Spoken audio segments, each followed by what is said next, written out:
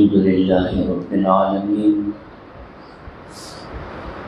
والصلاة والسلام على رسوله سيد المرسلين وعلى آله وصحبه أجمعين.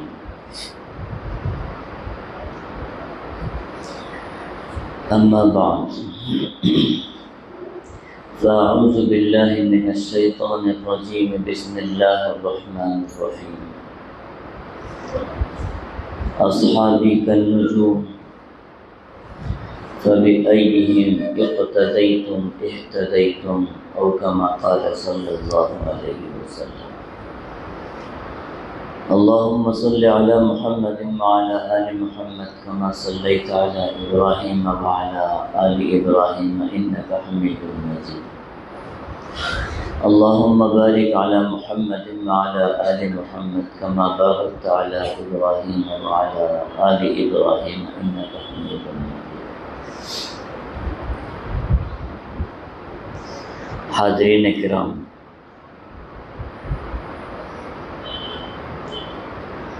اللہ سبحانہ و تعالی نے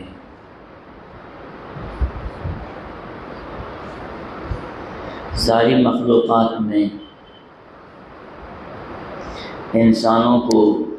فضیلت بخشی ہے،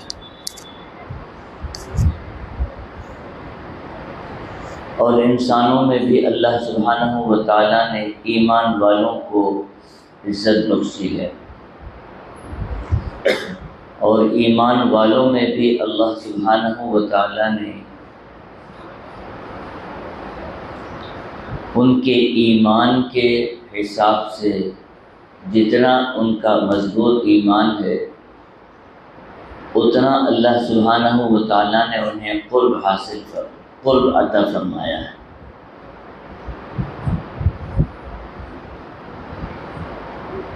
حق سبحانہ و تعالی نے سارے انسانوں میں فضیلت انبیاء علیہ السلام کو عطا فرمائی، اور انبیاء علیہ السلام کے اندر بھی جو پیغمبر رسول ہیں ان کو اللہ تعالیٰ نے مقام اونچا عطا فرمایا، اور پیغمبروں میں اور رسولوں میں بھی اللہ سبحانہ و تعالیٰ نے سیدنا نوح علیہ السلام، سیدنا ابراہیم علیہ السلام، سیدنا موسیٰ علیہ السلام، اور سیدنا داؤد علیہ السلام، اور سیدنا عیسیٰ علیہ السلام کو جو مقام عطا فرمایا وہ سارے انبیاء سے زیادہ ہے، اور پھر ان تمام میں سب سے زیادہ مقام آقا دو عالم محمد رسول اللہ صلی اللہ علیہ وسلم کو اللہ سبحانہ و تعالیٰ نے مقام و مرتبہ عطا فرمایا۔ پھر صحابہ کرام رضوان اللہ علیہم اجمعین کو دیکھ لیں۔ صحابہ کرام رضوان اللہ علیہم اجمعین وہ جماعت ہیں جن کے متعلق فرمایا اصحابی کالنجوم فبأیہم اقتدیتم اہتدیتم، یہ وہ ستارے ہیں کہ ان میں سے کسی ایک کا بھی ہاتھ تھام لو، کسی ایک کی بھی تم پیروی کر لو، سیدھے تم جنت پہنچ جاؤ گے، ہدایت تمہارے حصے میں آ جائے گی۔ لیکن ان صحابہ کرام رضوان اللہ علیہم اجمعین کی جماعت میں اللہ تعالیٰ نے عشرہ مبشرہ کو ایک الگ مقام عطا فرمایا، اور عشرہ مبشرہ میں 4 جو خلفاء راشدین سیدنا ابو بکر، سیدنا عمر، سیدنا عثمان، سیدنا علی رضوان اللہ علیہم اجمعین کو سب سے زیادہ مقام عطا فرمایا۔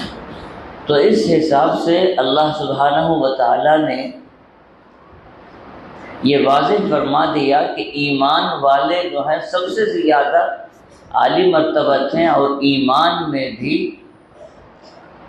جن کا ایمان سب سے زیادہ ہے وہ اللہ کے سب سے زیادہ قریب بندے ہیں، اور یہ انبیاء کرام اور صحابہ کرام رضوان اللہ علیہم اجمعین کی وہ جماعتیں ہیں جن کا قرآن کریم ہی میں نہیں بلکہ قرآن کریم سے پہلے جتنی بھی کتابیں ہیں ان ساروں کے حلیے، ان ساروں کے تذکرے ان کتابوں کے اندر کیے گئے ہیں۔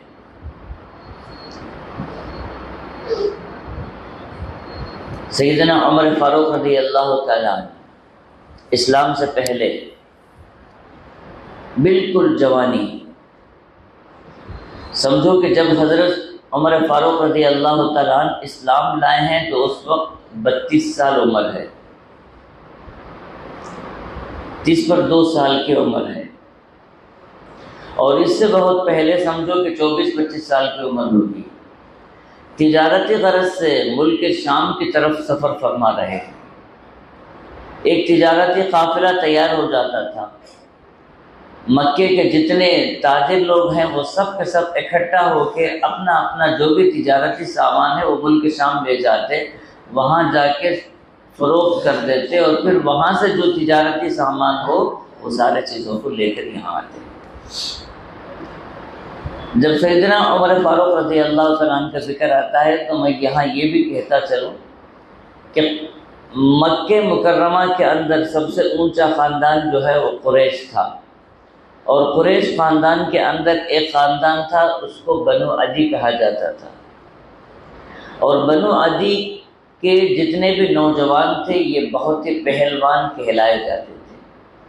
اور ان بنو عدی پہلوان خاندان میں بھی ایک لکھا پڑھا بہترین لکھنے والا، بہترین پڑھنے والا، بہترین ٹیلنٹ والا کوئی نوجوان تھا سارے مکے کے اندر، تو وہ سیدنا عمر فاروق رضی اللہ تعالیٰ عنہ تھے۔ تو اسی حساب سے تجارت کے لیے بہت بالکل نوجوانی میں آپ تجارت کی محنت شروع فرما لیے تھے۔ تجارت کے لیے آپ ملک شام جا رہے ہیں، اور راستے میں بیت المقدس فلسطین ہے، اور آپ کسی کام سے ادھر آئے ہیں تو دیکھا کہ قافلہ جو ہے حضرت سیدنا عمر سے نکل چکا ہے، ان لوگوں کو پتہ نہیں ہے، انہوں نے سمجھا کہ حضرت عمر اسی میں ہے، وہ نکل گئے۔ حضرت عمر جب آئے تو دیکھے کہ قافلہ باہر نکل گیا ہے۔ اسی سوچ میں سیدنا عمر فاروق رضی اللہ تعالیٰ عنہ بیت المقدس کے کنارے دیوار سے ٹیک لگا کے بیٹھ گئے، غور و خوض کر رہے ہیں کہ اب میں کیسے جاؤں، کیسے نکلوں، میرے پاس کوئی جانور بھی نہیں ہے، سواری بھی نہیں ہے کہ میں ان کے ساتھ فوراً جا کے مل سکوں، اب میں کیا کرنا ہے؟ اسی غور و خوض میں ہے، تجویز میں ہے کہ اچانک دیکھا کہ ایک نوجوان ساتھی ادھر سے گزر رہا ہے، اس کے ساتھ 1-2 آدمی بھی ہیں۔ وہ گزرتا گزرتا سیدنا عمر فاروق کی طرف تھوڑی دیر غور سے دیکھا، اور دیکھ کے پوچھا، خطاب کا بیٹا ہے؟ کہاں مکہ مکرمہ اور کہاں ہزاروں کلومیٹر دور فلسطین اور بیت المقدس، وہاں انجانے مسافر کو دیکھ کر وہاں کے ایک باشندہ پوچھتا ہے کیا خطاب کا بیٹا ہے؟ جب یہ لفظ انہوں نے سنا تو فوراً اس کی طرف دیکھے کہ کوئی جانا پہچانا آدمی ہے، تو اس نے پھر دوسرا سوال پوچھا، تمہارا نام عمر ہے؟ تو حضرت عمر نے فرمایا، ہاں میں خطاب کا بیٹا ہوں، عمر ہوں۔ تو اس نے کہا، میری طرف سے ایک درخواست ہے، کیا تم میری دعوت قبول کر سکتے ہو؟ میرے گھر آ سکتے ہو، کچھ میرے ساتھ کھا پی سکتے ہو؟ تو سیدنا عمر رضی اللہ تعالیٰ عنہ کی ہنسی آئی، آپ ہنستے ہوئے فرمانے لگے، بھائی تیرا کام لے تو جاتے رہے، تو کون ہے مجھے پتا نہیں، میں میری پریشانی میں بیٹھا ہوں کہ میں راستے سے ہٹ گیا ہوں، قافلے سے بچھڑ گیا ہوں، میں آگے کیسے چلوں یہ فکر میں ہوں، اور تو میرے ساتھ مذاق کر رہا ہے۔ تو اس نے کہا، نہیں مذاق نہیں، بالکل صحیح بات ہے، اور میں تجھے وعدہ بھی کرتا ہوں کہ میرے گھر جو ہے وہ بلد کا جو گھوڑا ہوتا ہے،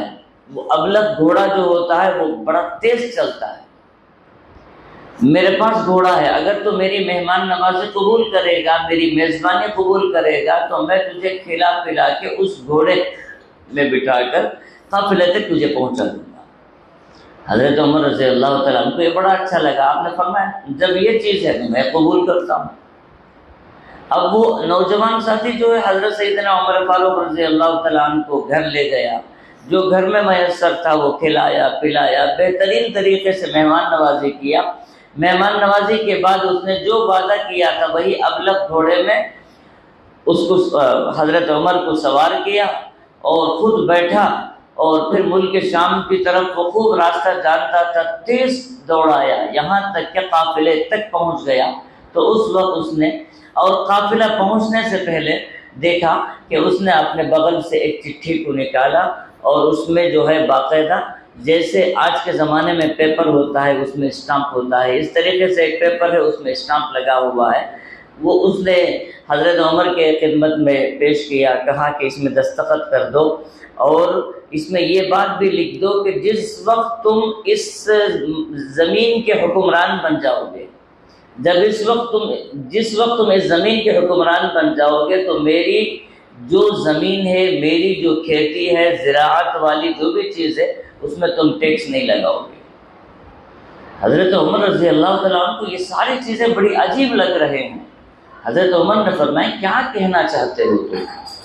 میں وہ ہوں جس کو صحیح طریقے سے اونٹ نہیں چرانے آتا تھا تو میرا والد جو ہے مجھے مار کر صحیح سکھاتا تھا، اور تم حکمرانی کی باتیں مجھ سے کرتے ہو۔ اس نے کہا نہیں کوئی بات نہیں،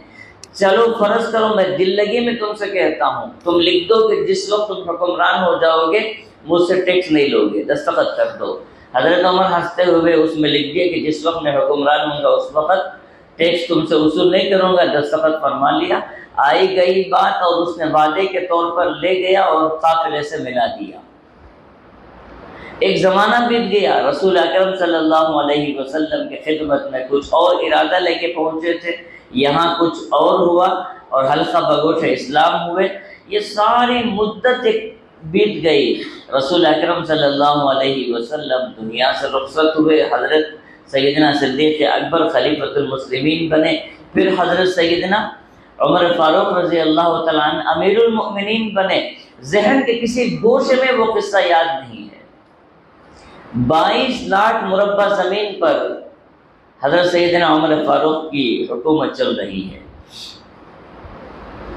اب یہ زمانہ وہ بھی آیا کہ بیت المقدس فتح کرنا ہے، اور بیت المقدس فتح کرنے کے لیے جب فوج وہاں گئی ہے تو وہاں کے جتنے پادری ہیں وہ سارے لوگوں نے درخواست کی کہ اگر تمہارا جو حکمران مدینے میں ہے وہ آ جائے تو ہم بغیر کسی لڑائی کے، بغیر کسی تلوار اٹھانے کے، ہم ان کے حوالے چابیاں سونپ دیں گے۔ حضرت عمر فاروق رضی اللہ تعالیٰ عنہ کو معلوم ہوگی بات،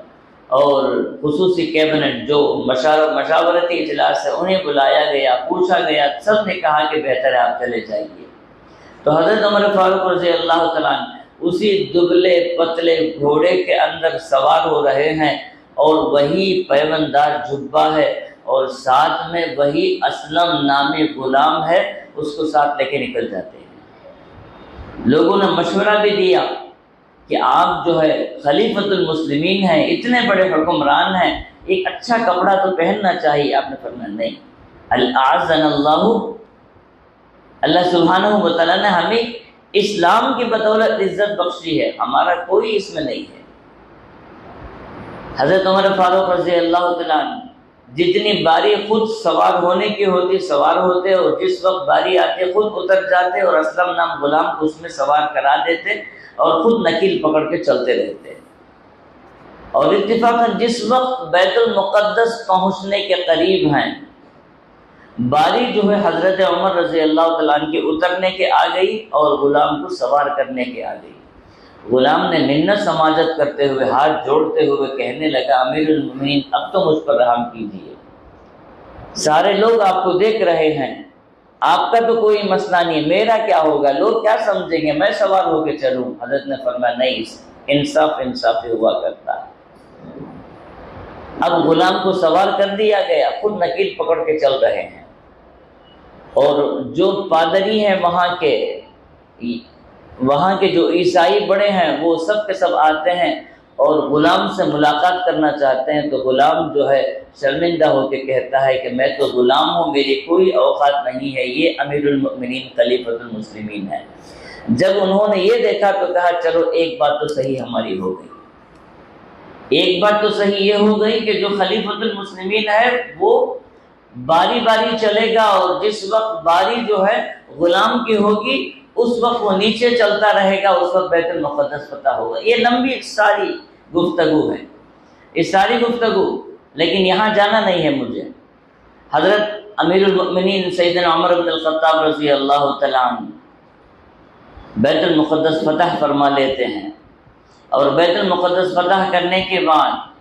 اسی جگہ جہاں کئی سال پہلے بیٹھے تھے، دیوار کے کنارے اتفاقاً جا کے بیٹھے ہوئے ہیں،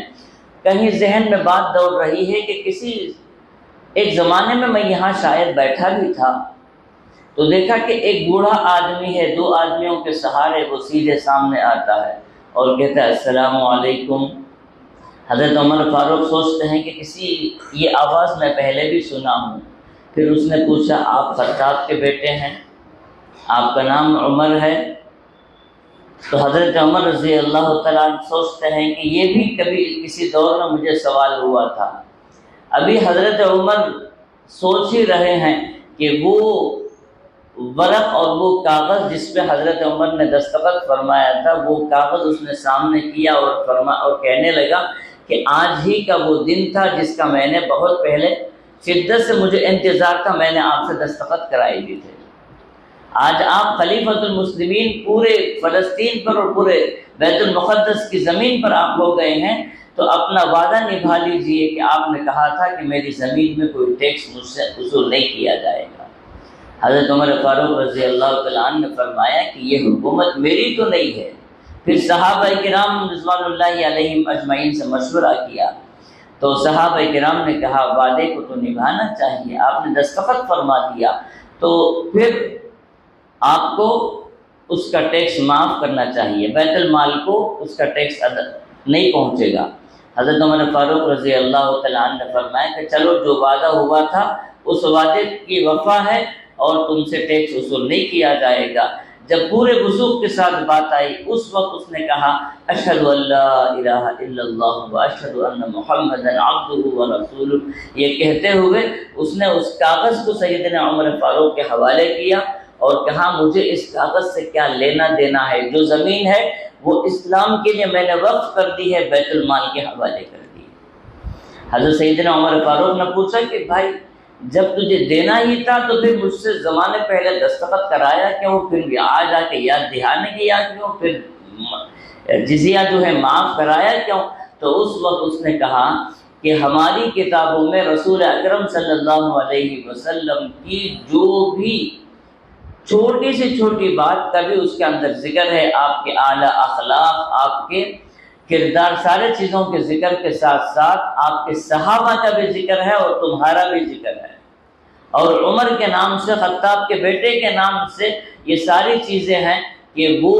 وعدے کا بڑا پاس و لحاظ رکھے گا۔ وہ امتحان میں نے لے لیا، آج میرے سامنے ساری چیزیں جب واضح ہو گئی تو میں یہ زمین نچھاور کرتا ہوں حکومت کے لیے اور بیت المال کے لیے۔